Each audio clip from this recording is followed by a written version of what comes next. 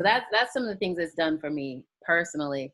Um, Also, I think as far as best practices to get started, like I already mentioned to you, first thing in the morning, the best time. So that way you're not like making excuses and everything else. Because sometimes I know if I don't do it first thing in the morning, then it's not likely I'm going to circle back to it. And so then that's just a day that it didn't happen for me. I think it's important to create a space for it. Like you don't have to have a whole meditation room and an altar and everything like that if you don't have space for that. But like for me, I like to get up kind of earlier in the morning and I'll go to my living room and I have a bigger window. I like to be kind of in that area because the sun's coming in, I sit on the floor and I feel good. I have a couple plants in there. It's a good space. Light a candle, some sage, and do my thing. So I think that's important. I think, like I said, creating the space. Another cool tip that I've told people who are just getting started is set a timer on your phone. So you aren't like, okay, like how long do I need to be like this or whatever. Set a timer for maybe 3 minutes, 5 minutes, kind of work your way up. And then put on some music or just some sound waves and just sit there and be quiet. First, be quiet. If you have headphones and you need to do a guided meditation, do that. But if you can just get into a space with just some music playing in the background, then be quiet and just focus on your breath. Take those deep, deep breaths in down into your belly and just feel it rise and go back. Like that deals with my anxiety because it brings me back to the right now. I am so grateful for breath. Oh, I'm so grateful for my heartbeat. And it just brings you into the now. And so those are like some of the tips I would have. Oh, and if you don't want to fall asleep, stay sitting up. Because I get too relaxed and I've fallen asleep and been like, oop, I was supposed to be I'm supposed to be meditating and now I'm napping. So I always say sit up because your spine's your lifeline anyways. And so it's good to be erect so you can get those downloads from the top. Right. I usually listen to this relaxed melodies and I'm gonna tell you why. You be At twerking? night. You said you be listening to It's Girl? No. it's this app called Relax Melodies, and she has like all these various different, it's like nighttime, so you probably will go to sleep on it. But I tried to do a free trial and then people charged me $76 off the muscle, and I was like, oh, I'm finna use this. I'm finna use it. So you telling me I can make an app and I could be charging people $76 to listen? Yeah, because if they buy it and you say this is for the year, that's why I was telling you the other day about doing something like that. Because you can make an app. Actually, this girl told me about making an app and it was like real cheap. I think you could make the app for like a total of like $90. Yeah, you can make apps way cheap nowadays. I even know some people who do app development. So just record it. I mean, y'all better wait. Let me get the website live on September 1. Next rollout will be the Brown Girls Meditate app. You guys heard it here first. Yeah, and I'll absolutely advertise for you, so don't worry about it. I'm writing it down. Yeah, and I'll advertise. I'm trying to get some people who want to advertise because I just have these numbers and I'm not doing anything with it. Yeah, you do. It's like just today. And I know you can understand this, and I mean, even though it sounds crazy, I'll still be amazed by it. But like today, they're saying, I don't know how accurate this is. Let's wait for it to load up. 581 downloads just today. I remember whenever we used to have like 100 people per episode. So I'm like, I gotta be using this. Because people are listening, they're hungry for this information. Right. And that's why, like, I want other people to run on the feed because that's going to bring more listeners. Then we could get some good advertisers. You know what I'm saying? I love what you're doing. I love that you've made this space for like these type of discussions and just to really uplift and empower people. Like, keep going. You are doing great work. Thank you. And I feel like I'm only seeing this number today because I got into alignment with that meditation hypnosis thing I did yesterday where I was like, I don't care anymore. I'm about to Google that because I need to know who can do that for me. I just got and maybe y'all can talk to him. I just got this thing to our Between Us Girls inbox where some guy wants to come on my show, but I'm just trying to keep it exclusive. So maybe you can reach out to him, or actually I can send you her information. Okay. Yeah. Because I'm sure she would do it via Zoom. That's how you do it. We weren't face to face. Okay. Yeah, that's how you do it. I mean, even though it was like audio video, it was like she knows how to hypnotize people. Legit. Mm-hmm. Like I could hear whenever we first started the thing going. And at first I was going to open my eyes and look and see what it is, but I was like, no, don't do that. Just allow it to do what it's going to do. And I was like, girl, I can't even express how cool it was. And actually, I learned that my dad was an astrologer. And I'm like, you could have told me. Wow, Like, that's so interesting. See, it was meant to be for you. yeah, That's so interesting. I mean, I just want to be able to learn more. And because I want to be able to give accurate information. Because what I feel like happens sometimes to me is that when the planets shift and do what they do, I feel it. And then I'll be like, ooh, blah, blah, blah, blah. But I don't know why. Right. And then I'll see something that says such and such went retrograde and blah, blah, blah. I'm like, okay, I guess that's why. But I don't be knowing because first of all, I don't know where to look. I don't know how to track the information daily or because I don't know where to look. Right. but right now, I mean, I just look to the experts for the information. And if I'm just like, I think this is happening, I did hear that such and such and such and such, because I don't call myself an astrology expert. What do you call yourself? I call myself, because I'm working on my title. well, let's see. In regards to life, a divine creator. That's what I call myself, because I know I'm creating my reality, even if it is terrible at the time. That's me too. And I know that I am connected to the divine. And, I just think that when I say I'm a strategist, it's because I'm using my intuition to help people connect with their intended audience. So I'm like, well, let's work the strategy that's going to speak to your group. I love that you lean into your intuition to do this. Like, well, that's how I got here, because I wasn't really trying to do that. I just figured out, well, when I just let it flow, I end up talking to the right group. So if I can do that for other people, then why not? I know y'all need to close that door. Now they're trying to argue. Now they're trying to argue while I'm on the podcast. Talking about some real shit. Yeah, I'm in here talking about my intuition now. But yeah, like I just call myself a divine creator. And so like in the beginning of the podcast, I made this little intro that talks to other people like me who are like, I know that I am creating my own reality, or I want to, but Black people. So I'm like, I used imagery that would speak to us. And I asked the questions, can you see yourself as excellent? And will you build community? So when I said, can you see yourself as excellent, I used men. And when I said, will you build community, I used women, because I feel like those are the struggle points. Because women compete. Black women struggle with competition when we don't need to, because what we need to be doing is collaborating with each other. And then Black men struggle to see themselves as excellent and able, because that limiting belief is instilled by society, of course. And then look at what happens when they go outside. Right. Possibility that you'll be killed by the police just for breathing. Yeah. Like, did you know this guy, Jacob Blake, is now paralyzed?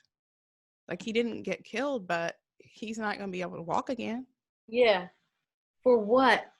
I haven't watched the video. I refuse to watch it. I can't take it right now. But yeah, from what I heard, he was walking away after like he had broken up a fight or something.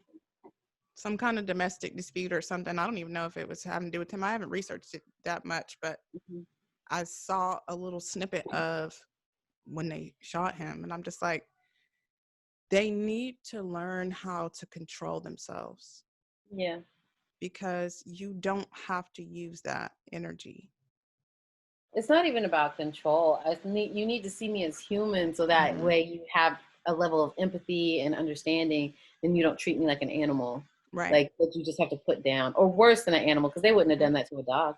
Oh no, they wouldn't have. They love dogs. They wouldn't have done that to a dog. Especially not moving the opposite direction. Right.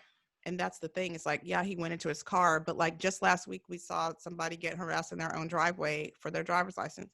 So wouldn't it be plausible that he would be going for his ID? Right. I mean, I just don't get it. And my thing is that they need to have emotional intelligence training, because that will teach them how to see other people as human, how to see themselves truly, and how to control their reactions to everything. Because what it is they get that adrenaline rush, and then they feel triggered by whatever's in their history that made them afraid of Black men, and then they're like, boom, boom. Yeah. When we should be scared of you. We're scared of you. Yeah, you're the bully. You have the history of violence. Like, ooh, that would get me off on a whole other tangent. I know it, girl. I know it. What are your thoughts on toxic positivity? Have you heard that term? Listen, when I saw the question, I was like, let me go to my Googles really quick. I thought I knew what you meant, but I had to go and Google it. So I didn't really have a whole bunch of thoughts on it. It's kind of twofold for me, because I am a positive poly.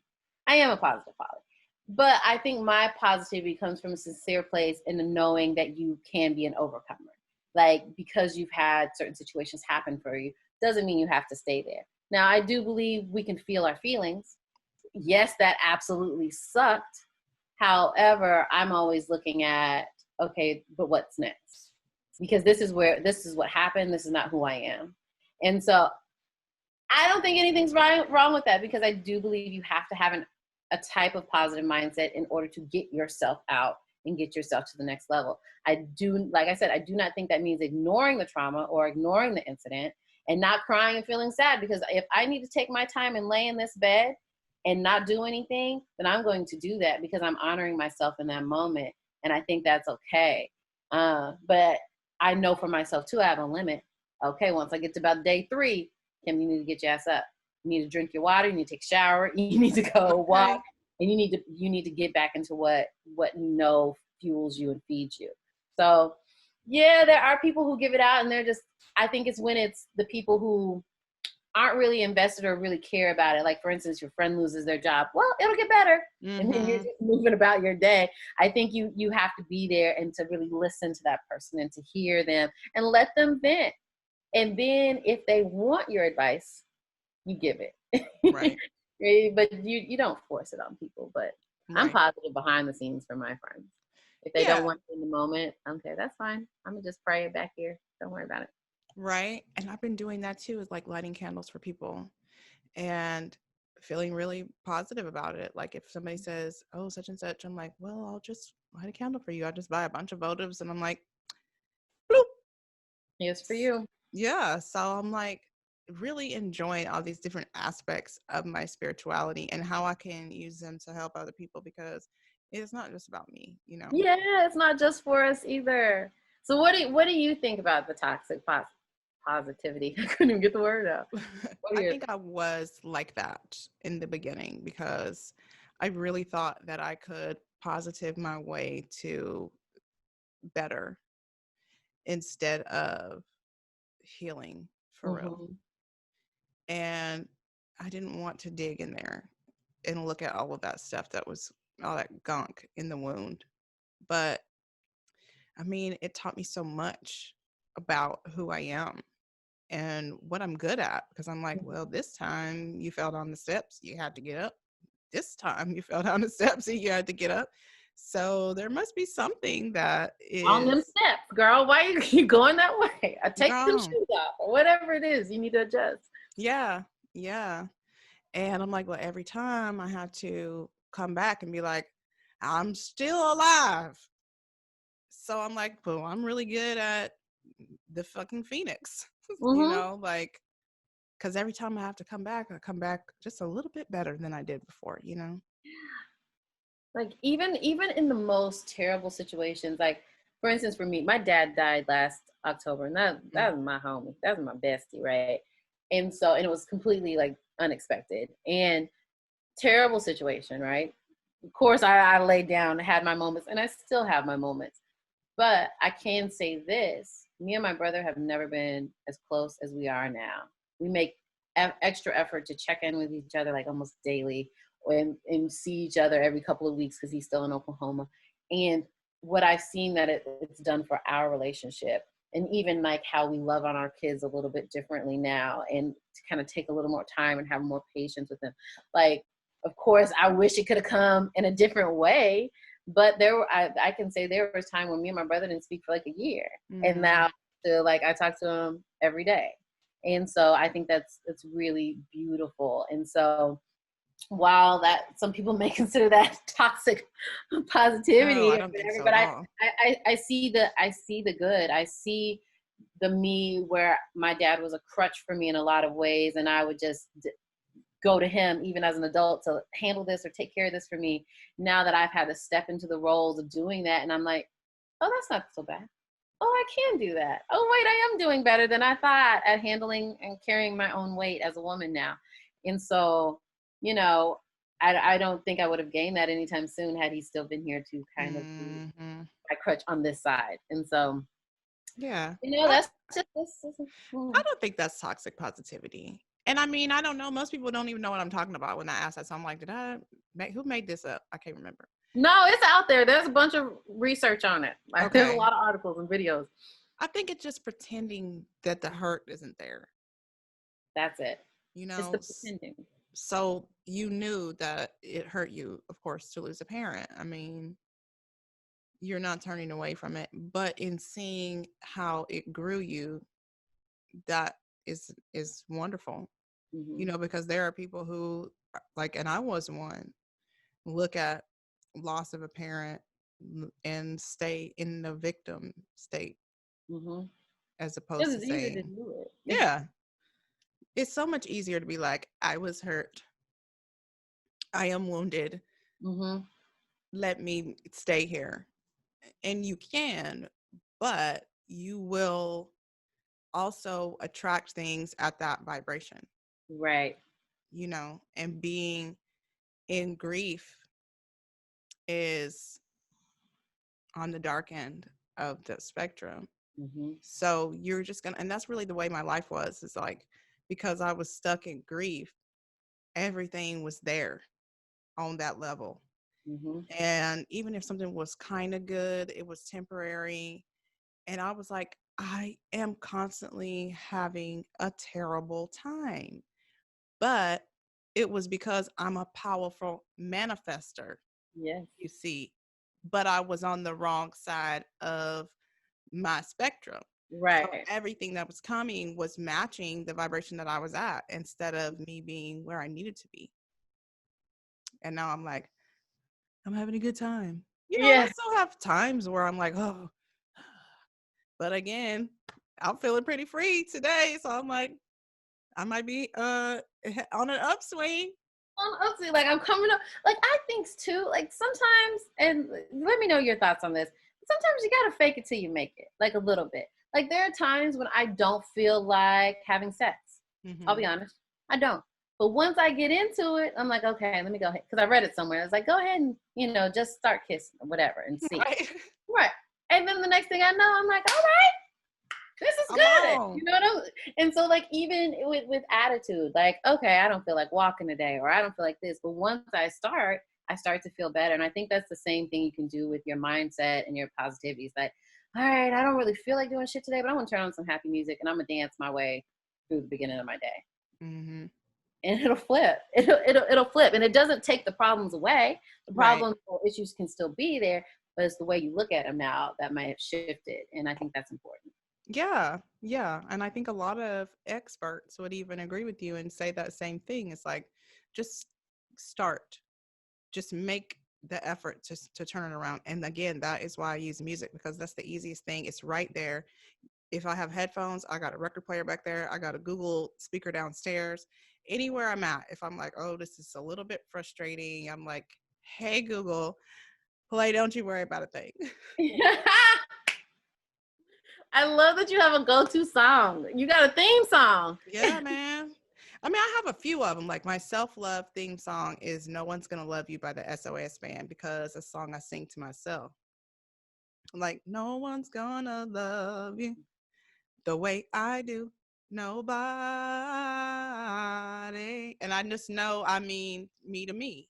Oh, I love Because that. I spend a lot of time looking for love outside of myself. Mm-hmm. A lot of time. Yeah. And it kept me in that dip, because people cannot fulfill what is absolutely supposed to be coming from in here. Yes. Because I was projecting out that bitterness, because that's what was in there, you know, instead of being the light beam. I'm like, I used to be, I want somebody to make me happy. No, bitch, make yourself happy. Mm-hmm. You have all the tools, everything you need to have joy every single day. And then when you radiate that joy, you attract people who also will bring more joy into your life. Not somebody else who wants you to then make them happy. So now y'all both at a tug of war. Right. Because you don't even realize, and this is exactly what I was doing, was because I was not healing, the people that were coming to me needed healing. So then I would be participating in that healing, but never giving it to me. All right, twin. Yeah. Yeah. I mean, I think that might be a common problem among Black women. Right. And then the next thing I know, I'm spending all my time trying to fix you, and I'm not working on myself. And then, so then I'm like feeling extra angry and bitter, like I'm not getting something, but I'm not getting what I need, what I need to be giving myself. Come on, therapy session. Okay, we better be in here doing some real healing. I love it. I love it. And I appreciate it, because that's the type of people that I've been attracting, is people who are on the same vibration, people who are trying to do the same thing that I'm trying to do, which is just live the best life that they can possibly live here from where they are now. You know, like I keep saying, and mostly to myself, like, you're not going to be 10 years from now, you. Just be today, you. And be okay with it, you know? Yeah, because we're always growing.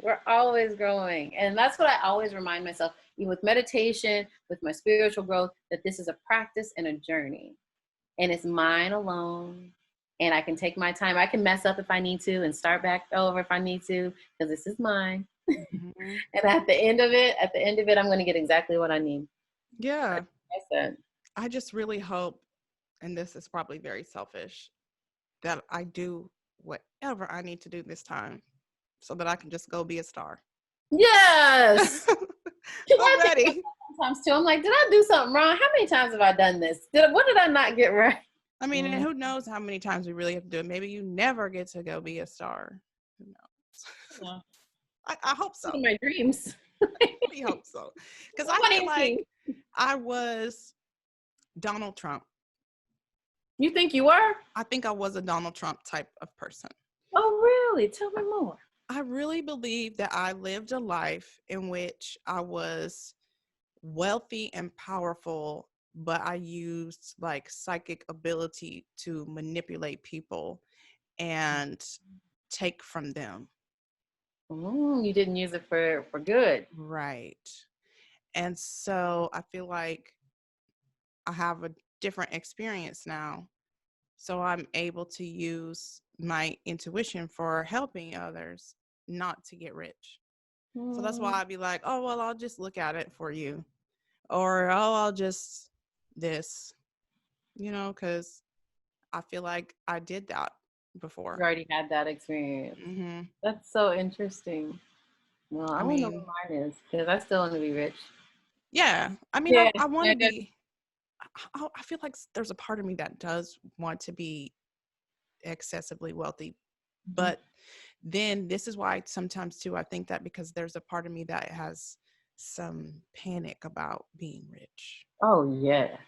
That's a whole show in itself. The anxiety of once you see yourself actually stepping into that success and it's all starting to happen for you.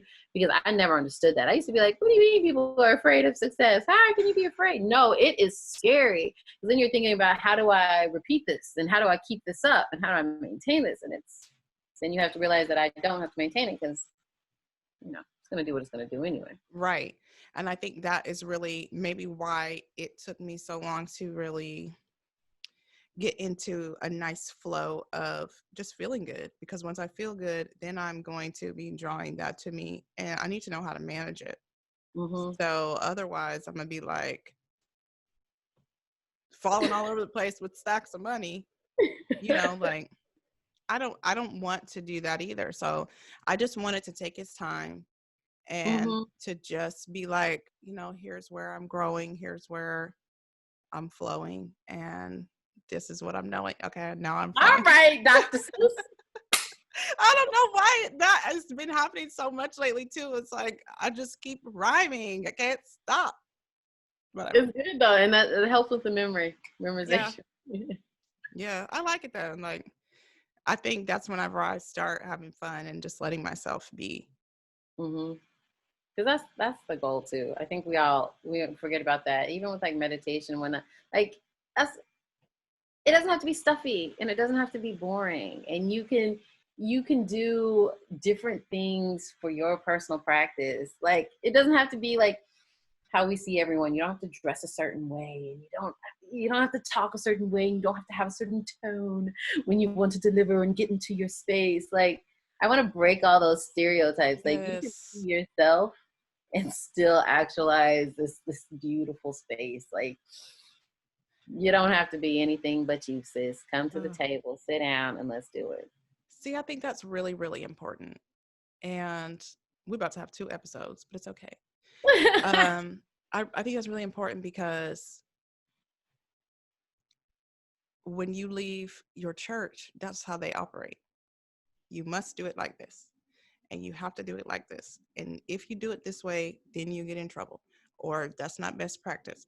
I am so tired of spiritual teachers who are like, this is the only way to anything, Right. because that's a lie.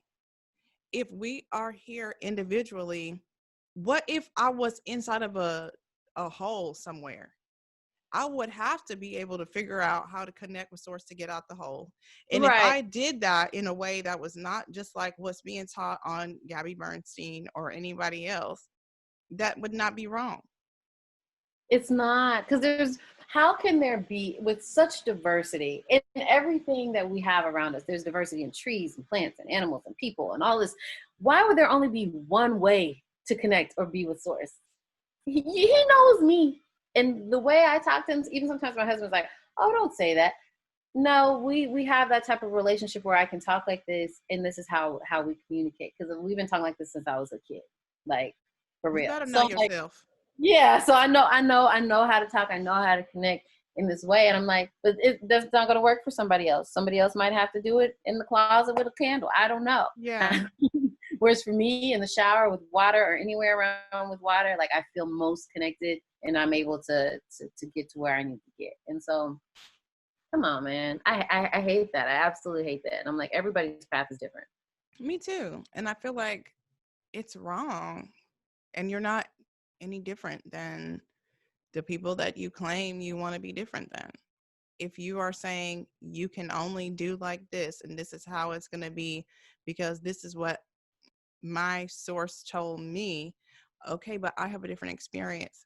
I have a different voice in my head. I have a different Right. everything. Tone, different everything. So it can't be exactly like what you're experiencing. Like it just can't. And I'm not wrong because I'm doing it differently or I'm doing it my way, like Usher or whatever.